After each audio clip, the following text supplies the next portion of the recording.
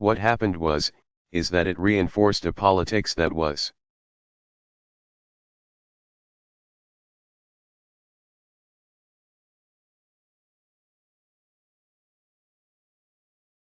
based on what they oppose as opposed to what they were for.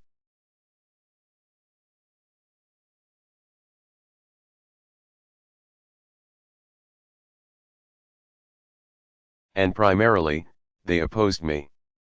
And so that's what's happening inside of the Republican Party.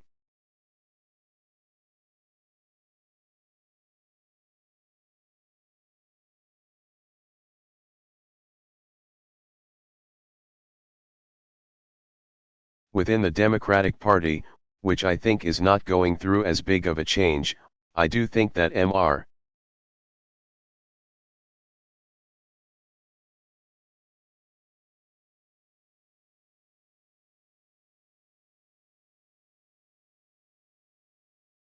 Sanders and Secretary Clinton are responding to a continued concern.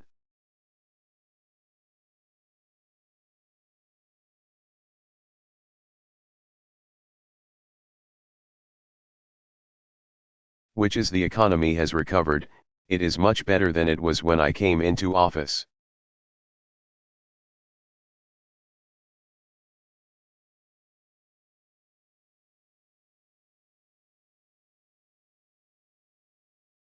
But the crisis that we went through in 2008 to 2009 has left a lot of people feeling more insecure.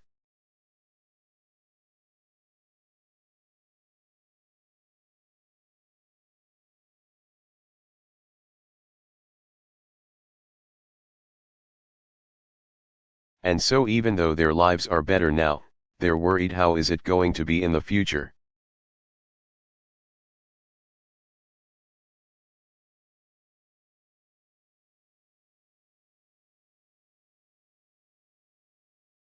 And they see some of the global trends that you probably see here in Argentina.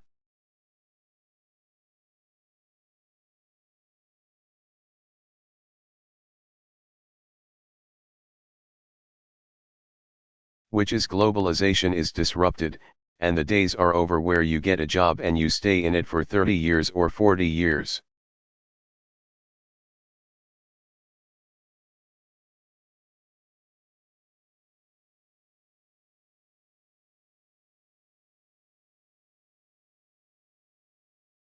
And then you retire and you have a pension, and it's all simple.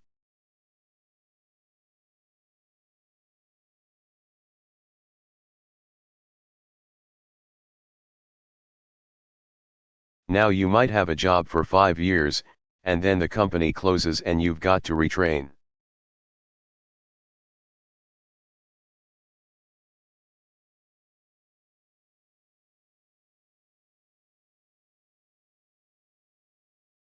And you've got to go to another job, and you're trying to figure out how to.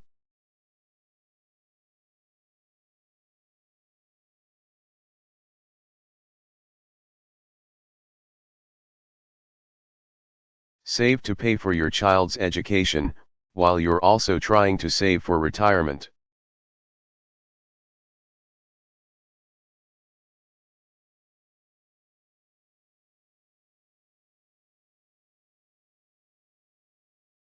So you're starting to see, I think, a more vocal discussion of changing some of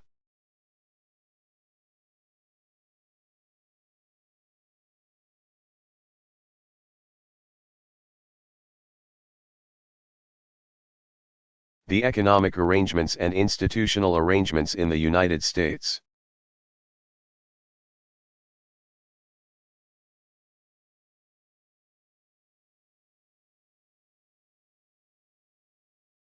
And in that sense, this is the same debate that's taking place everywhere in the advanced economies.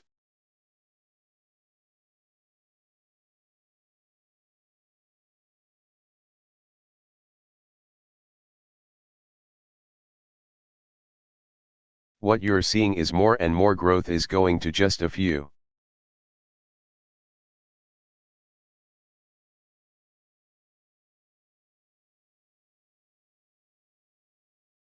And the poor may have improved a little bit, but the middle class starts to feel more insecure.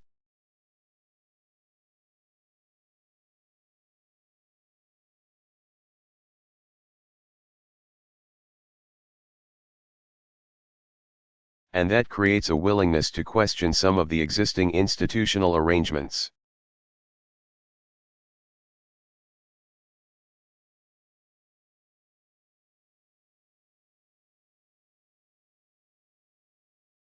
So both on the left and the right.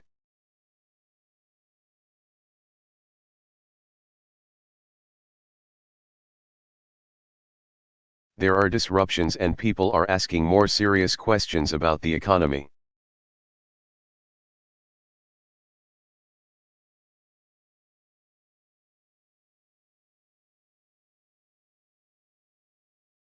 It's just that it's a little more extreme in the Republican Party.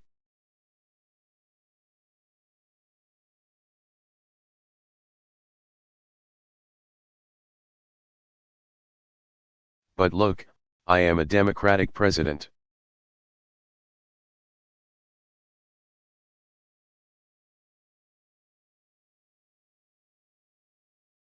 So you should assume that my answer is a little biased. I will acknowledge that.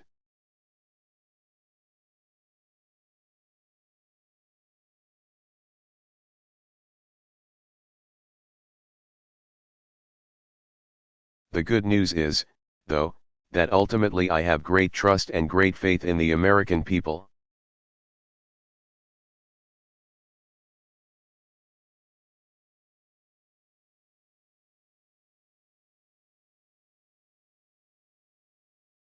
I think, ultimately, they will make a good decision in terms of the next president and the next administration.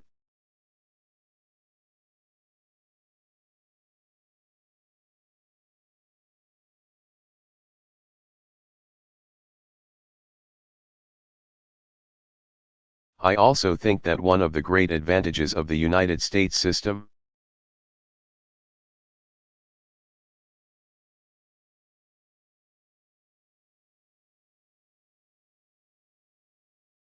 even though it's very frustrating sometimes for the president, is that power is distributed across a lot of institutions.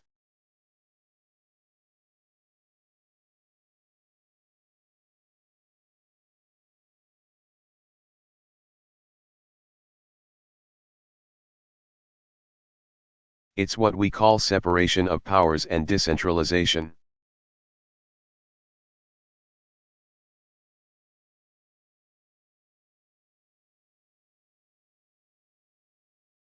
So it's not just that the president and Congress are separate centers of power.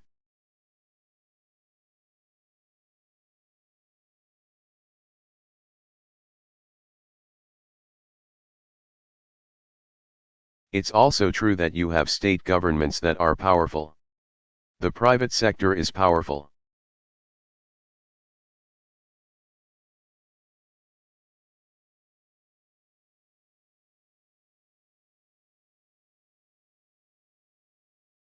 And this makes it hard sometimes for America to change as rapidly as we need to.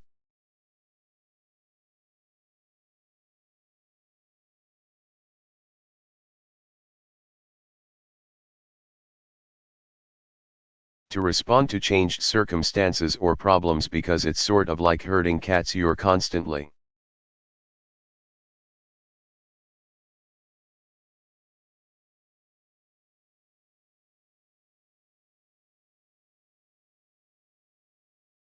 trying to get everybody to work together and move in the same direction at the same time.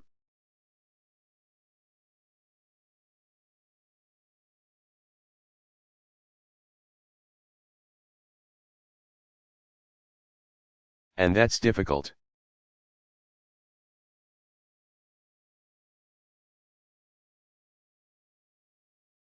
The advantage is that even if we end up with somebody who I might not consider a great president,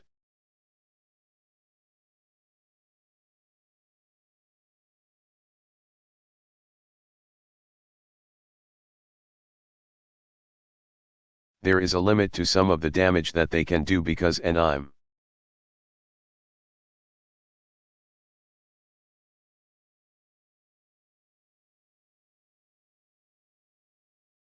Sure, Republicans feel that about me. They're glad that there's distribution of power.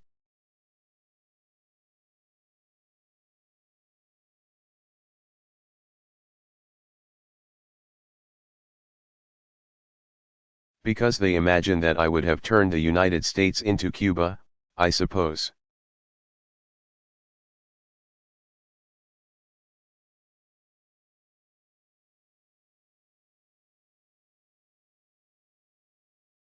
They tend to exaggerate little bit how I see the world.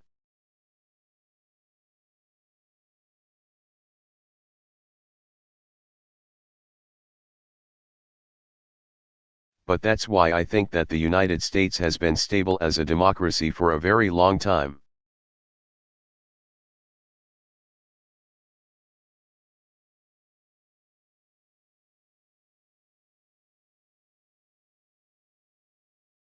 And that's why I think not only do I have confidence the American people will make a good choice.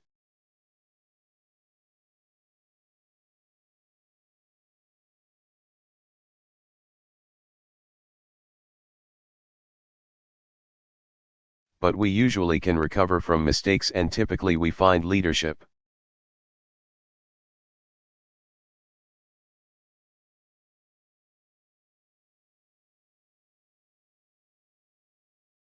And because it's a democracy, there are enough voices that lift up to correct those mistakes over time.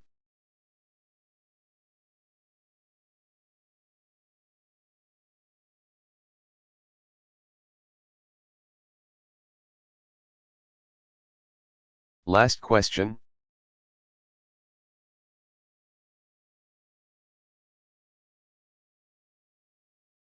Okay. This young lady right here.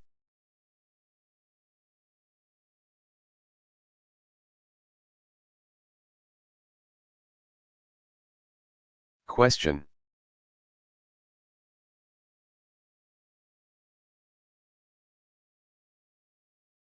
President Obama, good afternoon.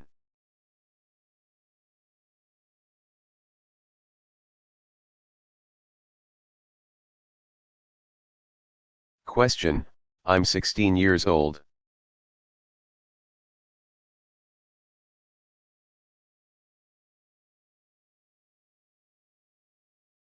I was part of the Young Ambassadors Program 2015, sponsored by the U.S. Department of State. Thanks to that program,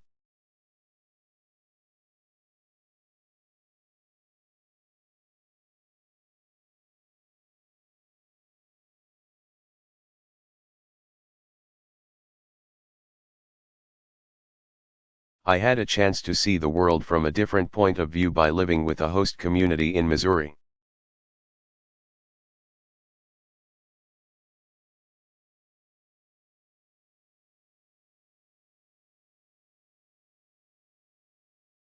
President Obama, in Missouri?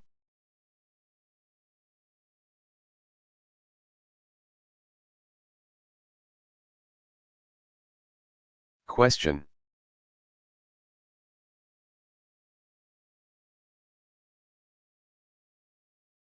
President Obama, what city, what town were you in?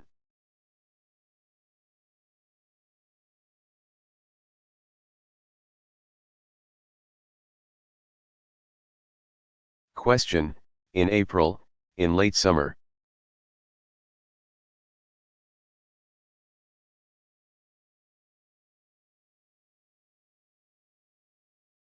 President Obama, okay, where were you in Missouri?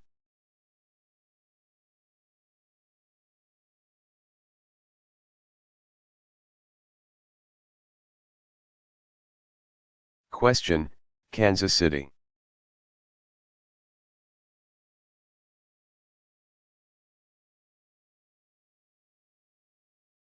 President Obama, yes, in Kansas City.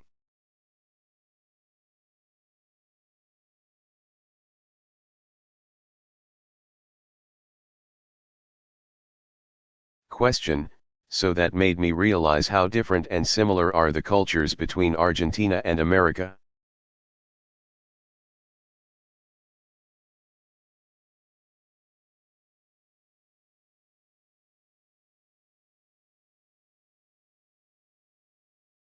But at the same time, this program was given to us to make an impact in our community when we came back.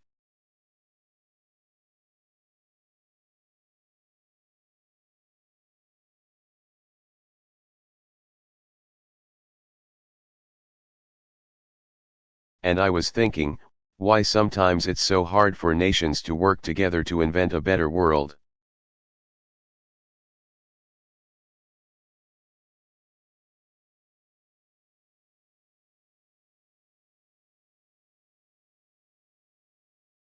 Why sometimes it's hard for political leaders to get along if, after all, we are all humans.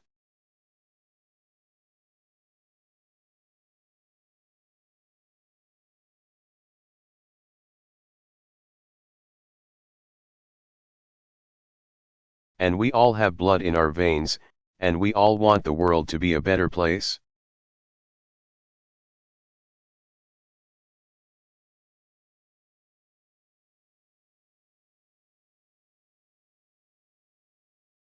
But sometimes you see news, terrific things, and you just think, why can't I be president to change that?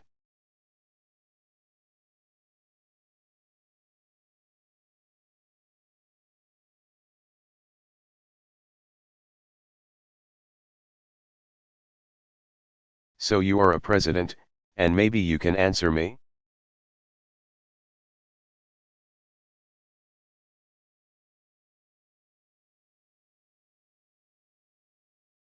President Obama, well, first of all, so I'm just curious, what was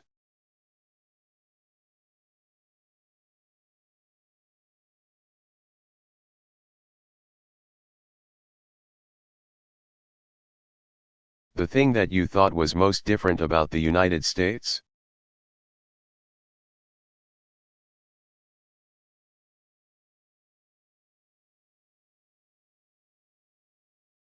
What was the thing that surprised you, or you said, well, I did not expect this?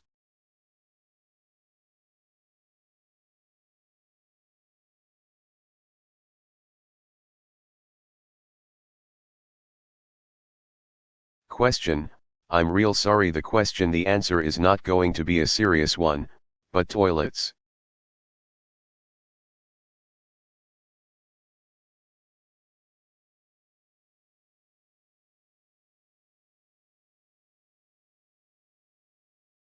President Obama, were they better or worse?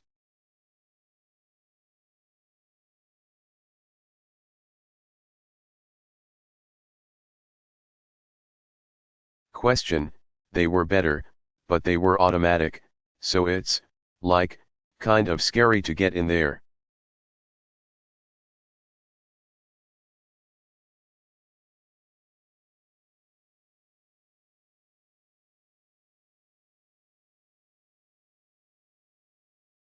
President Obama, oh, that's a good point.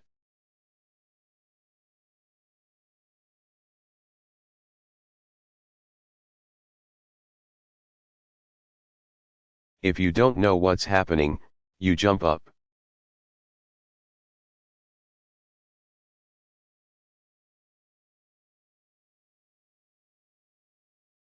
Question, exactly.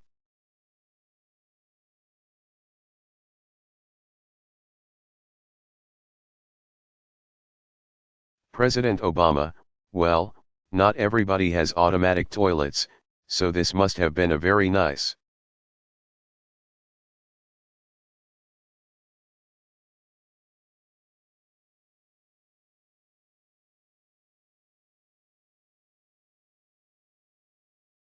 Question, if I'm serious, I think it's the way students, I had an opportunity to have some classes at the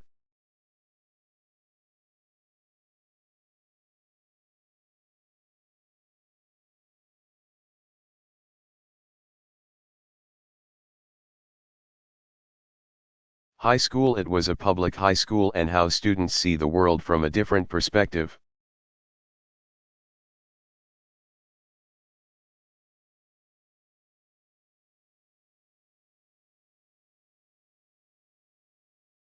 Some didn't know what Argentina was, where it was.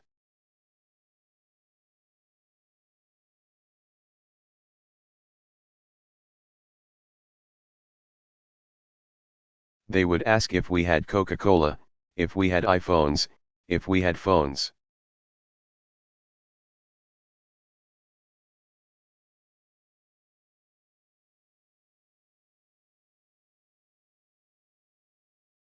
And some others knew so much about Latin America. So it's like the US is.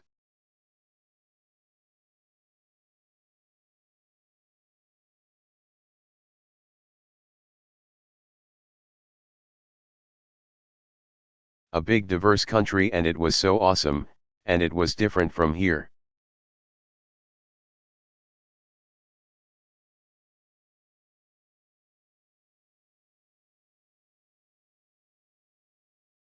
President Obama, that's interesting.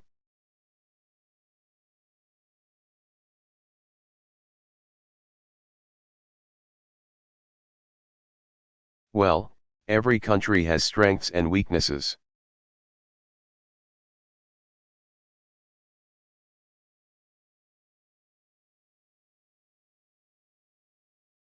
I will say that an area where the United States I'd like us to do.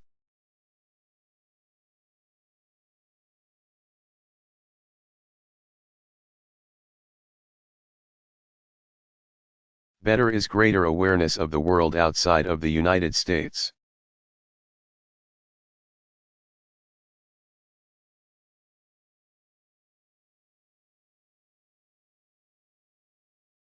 And this is something that I've said to the American people and through our education.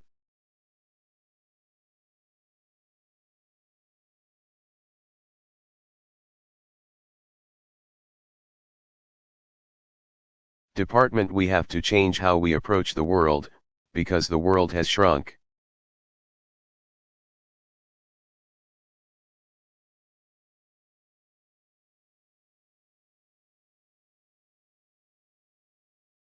And if we want to train young Americans to be able to compete, they have to know where Argentina is.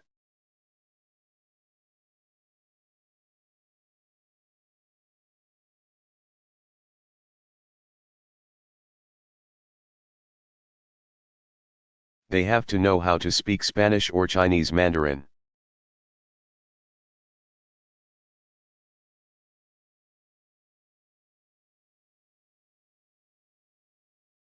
Or understand the cultures and customs of other peoples.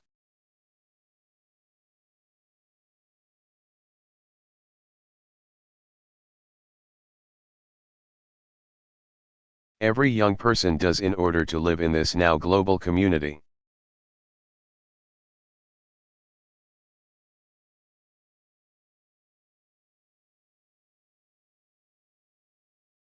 A reason that presidents can't just solve things right away is because every leader in every country is.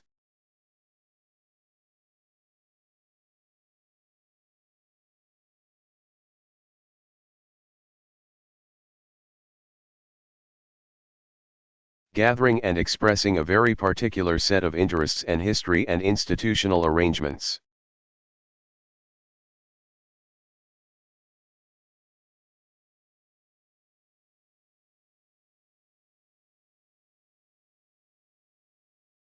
And those interests oftentimes constrain what a leader can do, even if he or she wants to do it.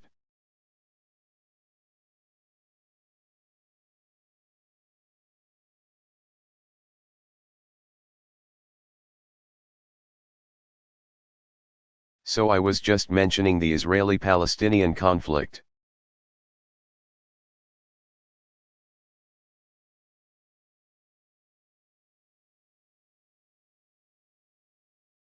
If a Palestinian leader like Abu Mazen, President Abbas, wants to make peace with the Israelis,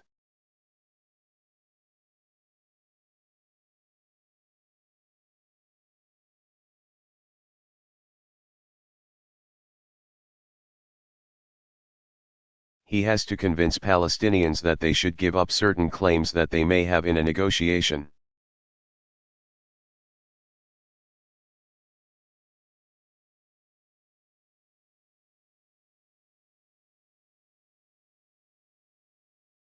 But if he makes that commitment, then there may be a younger Palestinian politician who sees that as a weakness.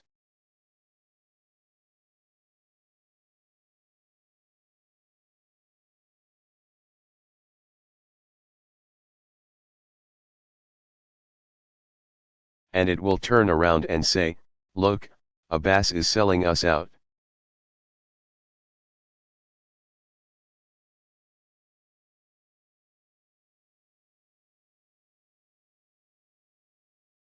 He's not looking out for the interests of the Palestinian people, he is being manipulated or taken by the Israelis.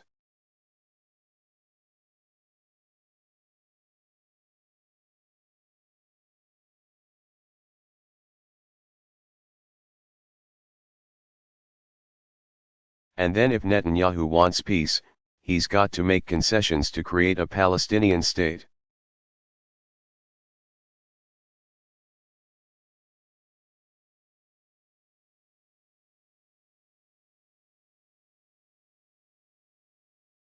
But he has to get elected, and he's thinking to himself,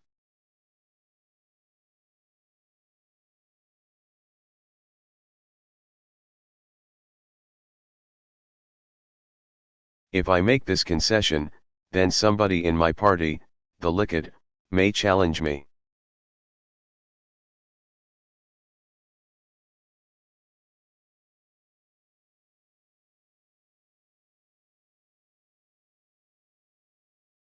And so what happens is that most politicians are constantly making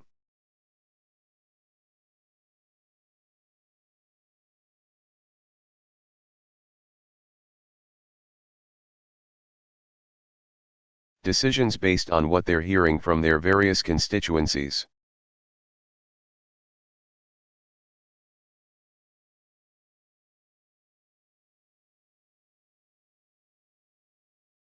And their constituencies, they want what they want.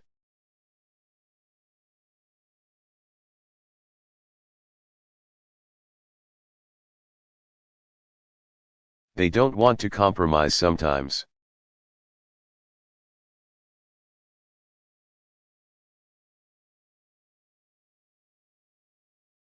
They don't want to understand the nuances of things.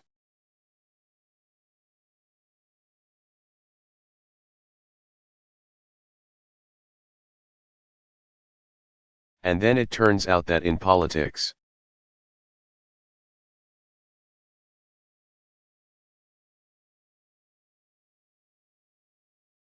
sometimes making somebody afraid of somebody else or creating an enemy is more successful in stirring up passion.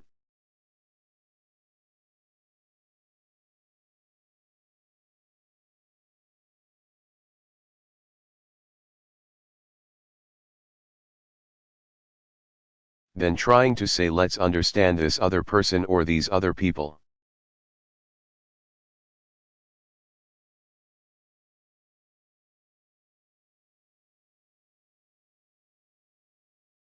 So there are leaders who I think do a better job of focusing on the common good.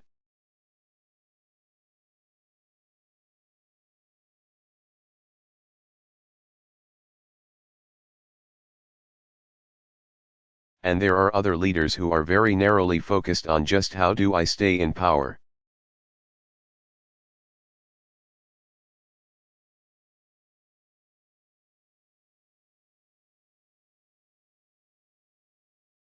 And ultimately, if you're lucky enough to live in a democracy, then part of making sure that your leaders can act well is the citizens.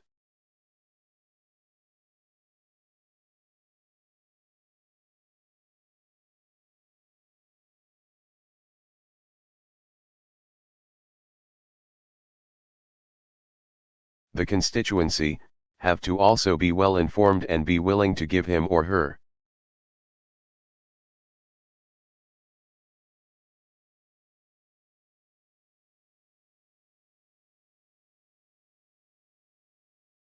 the room to do things that may not be convenient for you right now, but may actually be the right thing to do.